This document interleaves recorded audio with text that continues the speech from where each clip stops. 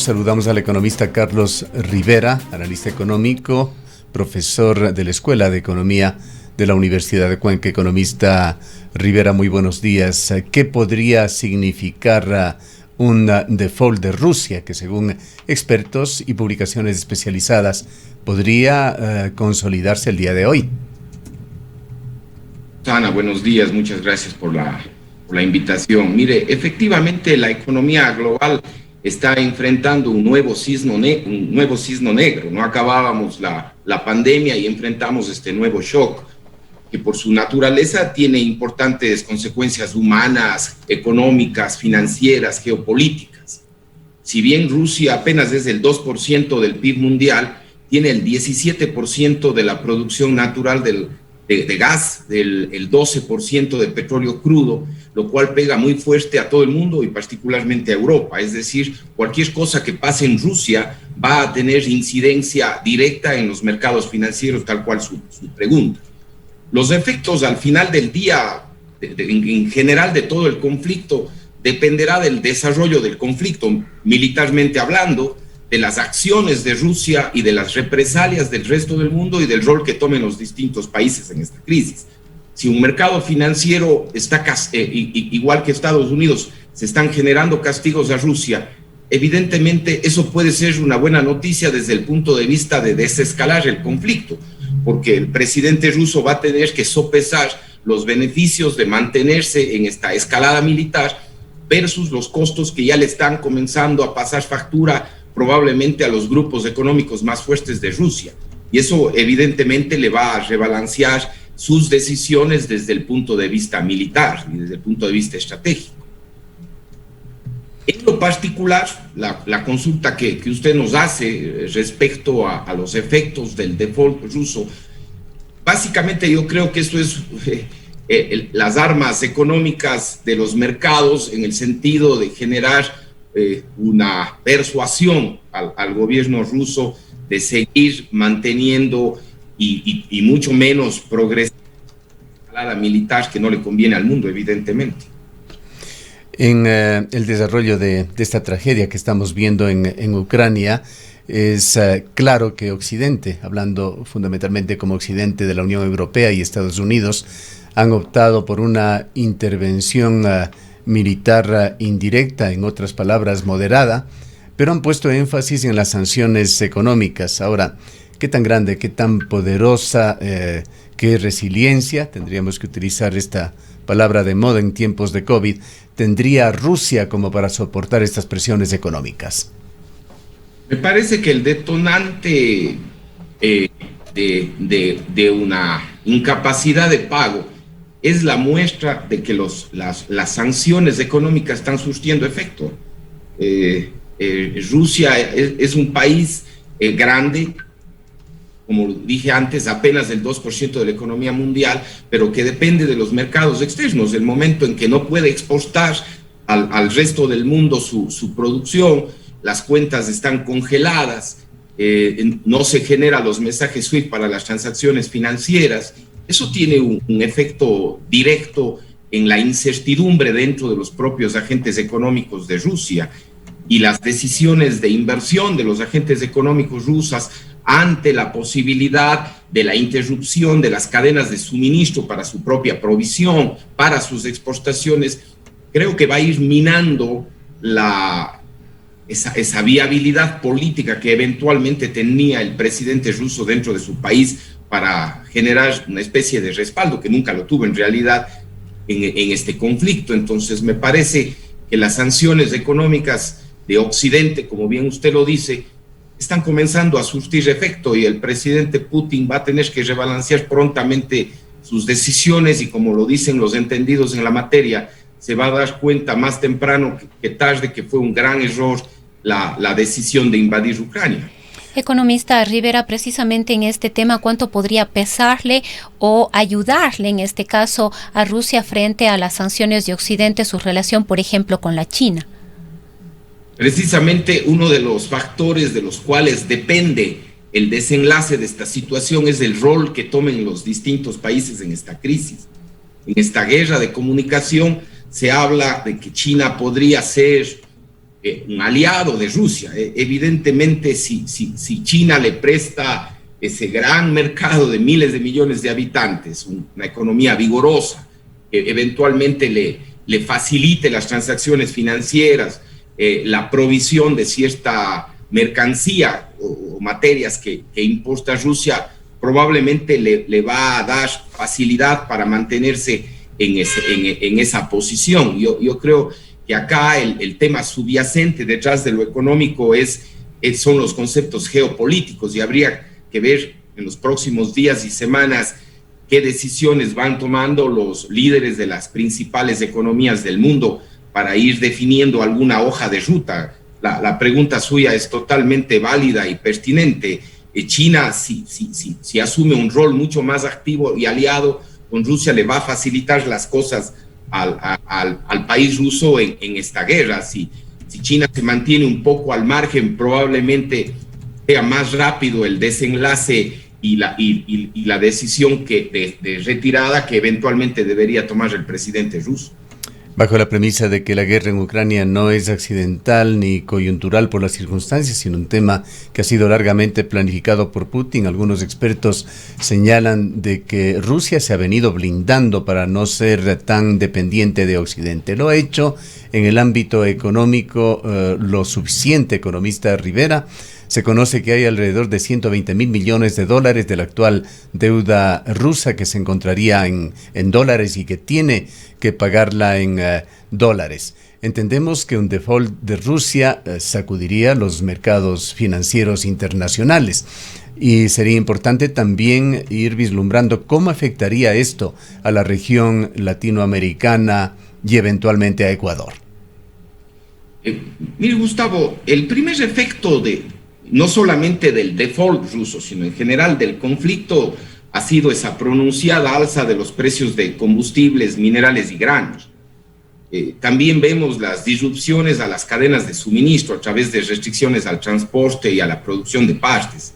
Es decir, tenemos ahí un shock negativo de oferta fácil que le va a golpear a la economía, que ya venía con una inflación alta, aunque en fase de recuperación, y va a detener la recuperación económica post-pandemia, y va a generar un impulso adicional a la inflación que nos tiene preocupado a todos los bancos centrales en el mundo. El segundo efecto que nosotros podemos ver es el gran aumento de la incertidumbre que afecta a la confianza de consumidores y empresarios, no solo en Rusia, sino en Europa, en Estados Unidos y el mundo entero. Hoy vemos cómo ha habido mucha fuga de capitales, que normalmente en estas situaciones el dólar es el activo más seguro y se revalúa el dólar, y eso es una mala noticia para nosotros que estamos anclados al dólar, porque perdemos competitividad. El efecto neto del incremento del precio del petróleo, que hay un beneficio fiscal importante para nosotros, debe netearse con la pérdida de competitividad por el petróleo, por la pérdida de los mercados de exportación en la propia Rusia, y en general lo que estamos nosotros observando es muchísima volatilidad en los precios de los activos financieros. En este balance neto que usted sugiere que debería hacerse, ¿cómo sale Ecuador? El presidente de la República el día de ayer, al hablar sobre las necesidades financieras internas, dijo que los ingresos extras por petróleo primero son volátiles, luego tomó la cifra más baja que habían estimado economistas del orden de 1.500 millones de dólares. Pero en este balance neto, entre los perjuicios que está sufriendo Ecuador por exportaciones que no pueden realizarse, también por deudas pendientes con Rusia, ¿cómo saldría el país? Mire, el efecto neto, en un primer momento el aumento del precio del petróleo representa una gran noticia para Ecuador. Las cifras del propio gobierno nos habla de que por cada $10 de incremento del precio del petróleo, aproximadamente el fisco se beneficia en 500 millones. Esto hay que hacerlo en una hoja en Excel, porque hay el tema de los subsidios, el tema de las transferencias que van directamente a los GATS. En términos generales, el efecto neto de la guerra y el efecto en particular del aumento del precio del petróleo no es para saltar de alegría, porque ya hablamos de que perdemos competitividad por el dólar. En general, la economía mundial se contrae y nos va a comprar menos banano, menos camarón, etcétera, etcétera. yo creo que tenemos un manejo de corto plazo bastante complicado, pero creo que hay un gobierno, hay una autoridad económica con gran experiencia, con gran conocimiento para administrar este nuevo shock externo, minimizando sus efectos negativos en el bienestar de la población. El gran problema es que este nuevo shock le encuentra a Ecuador en medio de tensiones políticas, que ha dado muestras de que puede escalar fácilmente. Decisiones de asamblea con una justificación político-electoral que no necesariamente son las más prudentes y que incrementan significativamente la incertidumbre interna y aleja un poco esas posibilidades de una recuperación económica más pronta y más vigorosa. ¿Qué efectos ve usted en cuanto a las exportaciones de Ecuador de crudo?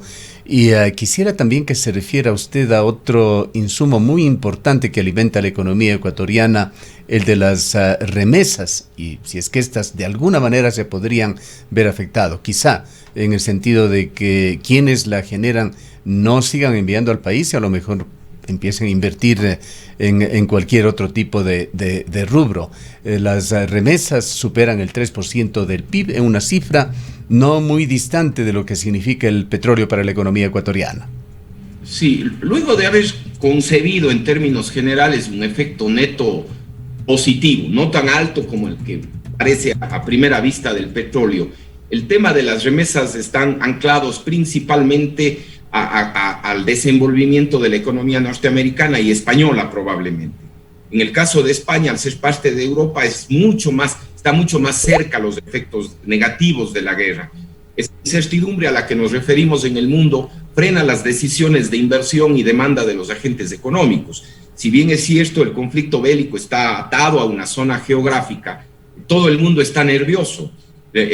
Los mercados de valores, el sistema financiero, la implosión del sistema financiero ruso, evidentemente le está golpeando al sistema financiero global. El default que usted habla a nivel de Rusia, lo que va a generar es la posibilidad de que los grandes bancos de inversión decidan canalizar sus recursos a activos más seguros. Y los activos más seguros no son los de América Latina, no son los de Ecuador, son los de los propios Estados Unidos. Entonces nosotros vamos a tener un doble efecto, una fuga de capitales desde América Latina en general hacia Estados Unidos, y en el caso de las remesas, que era su consulta, evidentemente en la medida que la economía americana o española se contraiga por el propio aumento del precio del petróleo, más la incertidumbre, se van a perder plazas de trabajo en esos países, se va a trabajar menos. En el caso particular de Estados Unidos, recuerde usted que es un mercado laboral muy flexible. En consecuencia, los precios y los salarios están atados al ritmo del empleo. Entonces, eventualmente, un ajuste a la baja de los salarios, de las horas de trabajo, van a generar evidentemente una muchísima menor posibilidad de que los migrantes envíen las remesas que tradicionalmente han enviado a Ecuador. Además que no hay que perder de vista que estamos también terminando ya el primer trimestre del año y entramos al segundo trimestre, donde las remesas normalmente tienen una caída. Generalmente el grueso de las remesas llegan el último trimestre del año. Entonces, todos estos factores desde la temporalidad confluyen que de este conflicto, más allá del auspicioso incremento del precio del petróleo, no es un tema para saltar de alegría para nada. Va a tener muchísimos efectos negativos, y mientras el conflicto dure más o escale más, se van a sentir mucho más los efectos negativos que los efectos positivos de impacto que tuvimos al inicio del conflicto.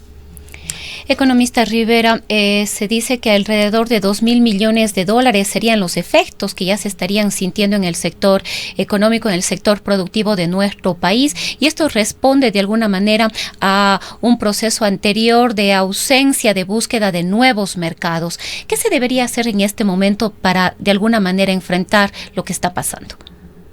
Mire, las cifras del Banco Central nos evidencian que más o menos de los 26.000 millones de dólares que exporta el Ecuador, más o menos 1.100, 1.200 millones se colocaba en el mercado ruso, ucraniano y demás. Es decir, no es, desde el punto de vista de las exportaciones totales o globales, no era un mercado extremadamente importante. Evidentemente, por ejemplo, para el sector bananero, una buena parte de su producción efectivamente llegaba al mercado ruso.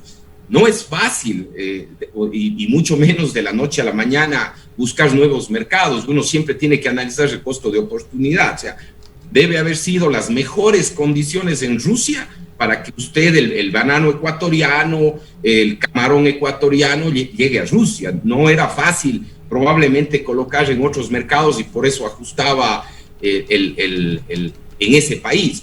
Evidentemente es un tema de competitividad, es un tema de que el dólar hoy no nos va a ayudar para, por ejemplo, buscar nuevos mercados, como había dicho anteriormente. Quizás los agregados comerciales de nuestras embajadas deben hacer su trabajo, pero no es una tarea fácil. No se puede decir que de la noche a la mañana se puede colocar en otros mercados esos 1.000 millones y vamos a tener un efecto en el sector agrícola, sobre todo de la costa, vamos a tener un efecto negativo bastante marcado, bastante fuerte, sobre todo de aquellas plantaciones que tenían como destino el mercado ruso. Usted señala, economista Rivera, si le hemos entendido bien, de que el balance neto para Ecuador va a ser negativo de la manera que venga. Y evidentemente las amenazas son múltiples como consecuencia del conflicto, me refiero. Pero quisiera preguntarle, a más de los ingresos extras por petróleo, ¿hay algún otro efecto positivo que pueda vislumbrarse en la economía? Algo que pueda ser considerado quizá como una oportunidad para países como el nuestro o para sus habitantes. A ver, directamente del conflicto ninguno, Gustavo. Porque el único efecto positivo, lo podemos decir, el aumento del precio del petróleo, que tenía incidencias fiscales directas, neteadas evidentemente del incremento del costo por efecto de subsidio, porque hay que recordar que cuando sube el precio internacional del petróleo, el precio de la gasolina eco o extra y del precio del diésel están congelados. Eso significa un ajuste para todo efecto práctico, un costo adicional para el presupuesto general del Estado, un costo de oportunidad importante. Ese es el único efecto positivo que en realidad le vemos, porque en general la economía mundial se contrae. Hay que recordar que de alguna manera quizás un efecto positivo muy marginal es que eventualmente ciertos productos en los cuales el Ecuador somos exportadores, Rusia también es un exportador.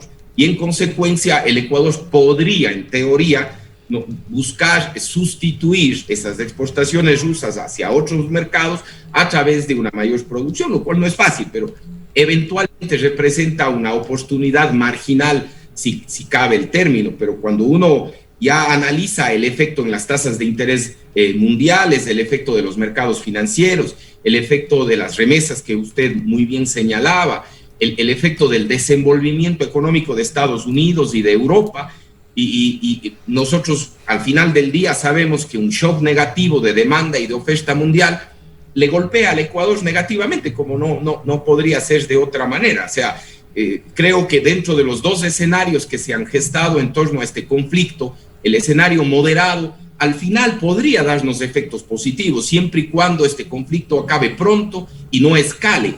Pero si esto se va a mantener en el tiempo y todavía más grave, si escala un poco más con la participación de China, como bien lo señaló Rosana, evidentemente los efectos negativos van a hacerse sentir y va a ser un nuevo shock del tipo de la pandemia, quizás en otro contexto, con otros números, pero definitivamente no es una buena noticia para Ecuador. ¿Qué consejo, qué observación puede hacer usted para los ciudadanos de a pie, que somos la gran mayoría? ¿Cuál es la situación prudente que debemos tomar como ciudadanos? Hay quienes dicen que son tiempos de ahorro, no de inversión. Hay otros que dicen que son tiempos de inversión en el agro, en productos de primera necesidad. Bueno, yo creo que hay una mezcla de ambas decisiones. Yo creo que por el lado del fisco, yo creo que tiene que administrar un shock transitorio, porque estos ingresos del precio del petróleo son transitorios. Lo que menos conviene es llevarle al gasto público. Estos ingresos transitorios deben ir destinados, por ejemplo, a comprar pasivos caros del tipo chino, a reducir los niveles de endeudamiento, a facilitar la inversión pública, puede ir al medio ambiente, es decir, hay opciones para manejar estos ingresos transitorios y no necesariamente llevar, es definitivamente un ingreso transitorio. Por el lado de la inversión, como bien usted lo señala, nosotros en general, yo creo que el Ecuador, más que el conflicto bélico en sí, el Ecuador debe mirar o poner sus ojos en los países vecinos. Nosotros vemos que Chile, la otrora estrella de América Latina, la niña bonita de América Latina, hoy tiene un manto de incertidumbre respecto a las nuevas decisiones del presidente Boric, de lo que termine de gestarse en su nueva constitución. Perú tiene graves conflictos políticos en torno al presidente de la República, y eran países que normalmente atraían muchísimos volúmenes de inversión extranjera. Colombia, estamos en un proceso electoral, no conocemos el resultado al final, pero el solo hecho de la incertidumbre de Petro va a ahuyentar la inversión en Colombia. Entonces creo que independientemente del conflicto bélico que nosotros tenemos, Ecuador debe catapultarse. El primer paso, y muy bien dado, que fue la ley de fomento de inversión, más los temas de estabilidad jurídica, estabilidad tributaria, y en eso la Asamblea no ayuda mucho realmente, pero debería confluir en políticas de Estado, en políticas de largo plazo. Yo creo que el Ecuador tiene una oportunidad brillante, porque el tener el dólar y la estabilidad del dólar no es un tema menor. Creo que el Ecuador puede catapultarse en un escenario externo hostil, producto de la guerra, y sobre todo por los efectos de los conflictos internos de los países vecinos. El Ecuador creo que debería catapultarse en los siguientes meses a traer esa gran inversión extranjera. Hoy el efecto de corto plazo probablemente será concentrar recursos en los grandes mercados, pero ya mirando un poco el mediano plazo y el largo plazo, esos capitales nuevamente van a tener que buscar altas tasas de retorno, y evidentemente los mercados emergentes, so pena del riesgo, siempre ofrecen mejores tasas de retorno que lo que uno puede encontrar en Estados Unidos y en Europa, y creo que es una gran oportunidad para Ecuador ubicarse, colocarse como un país atractivo para la inversión extranjera directa, sobre todo si consideramos los problemas de nuestros vecinos. Para finalizar, economista Rivera, quisiéramos rogarle un criterio, sobre todo técnico, con respecto a un tema coyuntural. El presidente de la República sugiere que las reformas a la LOEI no van a ser aprobadas, que él va a vetar. Con esto nos referimos al importante incremento salarial que decidió la Asamblea para los profesores, para los maestros ecuatorianos. Señala Guillermo Lasso que aplicar lo propuesto por la Asamblea significa incrementar en un 4% el déficit fiscal de Ecuador, que llegaría a un 6,3%. Lo traduce esto Guillermo Lasso como deudas para las nuevas y próximas generaciones. Los maestros, por su parte, dicen que estos juegos numéricos de Lasso son una falacia. Su opinión. Mire, Gustavo, le voy a ser muy sincero, no voy a opinar sobre los números, no he revisado, porque tengo cifras disímiles y realmente no tengo un criterio apropiado para valorar sobre los valores como tal. Yo me voy al concepto como tal. La Asamblea está aprobando un incremento de gasto permanente con base a un ingreso transitorio. Eso es un error de política pública, definitivamente. Un segundo error que existe en torno a eso es el efecto señal o los incentivos perversos que genera este tipo de medidas. O sea, no obstante de la enorme labor, encomiable labor que hace el profesorado, el día de mañana, con justa razón, médicos, militares o cualquier otro sector también va a pedir incrementos específicos y particulares. Entonces, generamos un incentivo perverso en ese sentido. Me parece que la decisión de la Asamblea no fue la más correcta por estos dos conceptos que le estoy considerando bajo muy modesto criterio, sin opinar sobre los números, Gustavo. Bien, muchísimas gracias por su presencia y su valiosa opinión, economista Rivera. El economista Carlos Rivera es analista económico, es profesor de la Facultad de Ciencias Económicas de la Universidad de Cuenca.